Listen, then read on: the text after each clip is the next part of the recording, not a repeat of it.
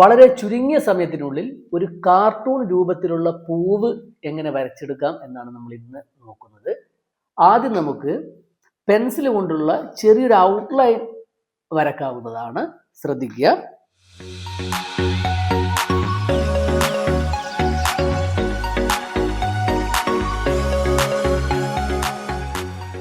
ഇങ്ങനെ ഔട്ട്ലൈൻ വരക്കാൻ ശ്രമിക്കുക. പിന്നെ നിങ്ങൾ ശ്രദ്ധിക്കേണ്ട കാര്യം, ഈ ഇതളിൻ്റെ വലിപ്പം ഒരിക്കലും അപ്പുറം എതിർഭാഗത്തുള്ള ഇതളിന് നമുക്ക് ഫീൽ ചെയ്യില്ല. കാരണം എന്താണ്? പേഴ്സ്പെക്റ്റീവ്. കാരണം നമ്മൾ അടുത്തുള്ള കാര്യങ്ങളാണ് കുറച്ചും കൂടി വലിപ്പത്തിൽ കാണുക. അതിൻ്റെ അടിസ്ഥാനത്തിലായിരിക്കണം നമ്മൾ ചിത്രം വരക്കേണ്ടത്. അപ്പോൾ അതിനൊരു ഡെപ്ത് ഫീൽ ചെയ്യും.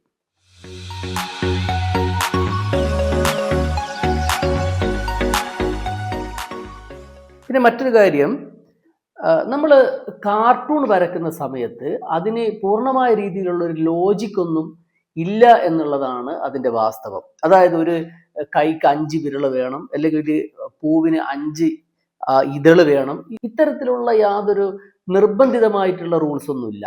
നമ്മുടെ ഇമാജിനേഷനിൽ വരുന്ന രീതിയിലുള്ള ഏത് തരം മാറ്റങ്ങളും നമുക്ക് വരുത്താവുന്നതാണ്. ഞാൻ ഇതിൽ 6 ഇതളാണ് യൂസ് ചെയ്തിരിക്കുന്നത്.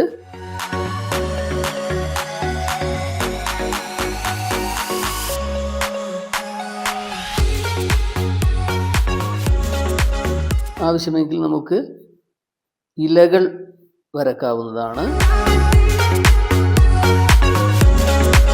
ഇങ്ങനെ ഏതാണ്ട് ഒരു ഔട്ട്ലൈൻ വരച്ചതിന് ശേഷം നമുക്ക് എന്ത് ചെയ്യാം? അതിൻ്റെ മുകളിലൂടെ ഒരു ഫൈനൽ ഔട്ട്ലൈൻ പേന കൊണ്ടോ സ്കെച്ച് പെന്ന് കൊണ്ടോ നമുക്ക് വരക്കാവുന്നതാണ്.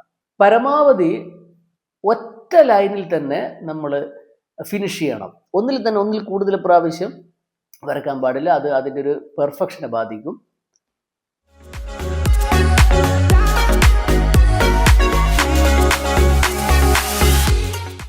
പരമാവധി ഒറ്റ ലൈനിൽ തന്നെ വരക്കാൻ വേണ്ടി ട്രൈ ചെയ്യുക.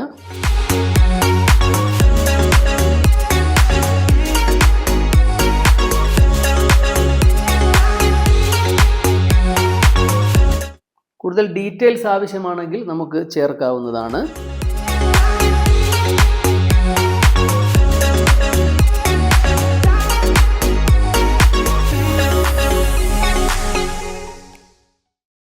മറ്റൊരു പ്രധാനപ്പെട്ട കാര്യം, നമുക്ക് വളരെ സിമ്പിളാണ് അല്ലെങ്കിൽ കൂടുതൽ ജനങ്ങൾ ശ്രദ്ധിക്കില്ല എന്ന് തോന്നുന്ന ചില ഭാഗങ്ങളായിരിക്കും ചിത്രത്തിൻ്റെ ഭംഗി കൂട്ടാൻ സാധ്യത. അതിൻ്റെ ഉദാഹരണമാണ് ഈ ഒരു ഡെപ്ത്, അതേപോലെ തന്നെ ഈ ഒരു എക്സ്ട്രാ ലൈൻസ്, അതേപോലെ പേഴ്സ്പെക്റ്റീവ്. ഞാൻ നേരത്തെ പറഞ്ഞ പേഴ്സ്പെക്റ്റീവ് എന്ന കാര്യം. അപ്പോൾ നമ്മുടെ കാർട്ടൂൺ ഫ്ലവർ റെഡി ആയിരിക്കുകയാണ്. നമുക്ക് ഈ കാർട്ടൂൺ ചിത്രം ജെമിനിയുടെ, അതായത് AI ടൂളിൻ്റെ സഹായത്തോടെ കളർ കൊടുക്കുമ്പോഴുള്ള ആ ഒരു മാറ്റം നോക്കാം. ഇതൊരു ചെറിയ കണ്ടന്റ് ആണെങ്കിലും തീർച്ചയായും നിങ്ങൾക്ക് ഉപകാരപ്പെടാൻ സാധ്യതയുള്ള ഒരു പരിശീലനമാണിത്. നിങ്ങൾക്ക് ഇഷ്ടമായി എന്ന് പ്രതീക്ഷിക്കുകയാണ്. മറ്റൊരു ചിത്രവുമായി വീണ്ടും വരാം. ബൈ.